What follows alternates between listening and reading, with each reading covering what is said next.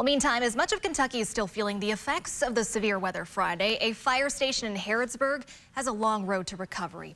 Mercer County Fire District Station 12 sharing on social media that their station is a total loss. The department says the roof was completely blown off and the walls are not stable, so they're asking everyone to stay off the property just in case those walls do come down. Firefighters say they removed and relocated their trucks and ladders ahead of time without any major damage, but now comes the insurance work.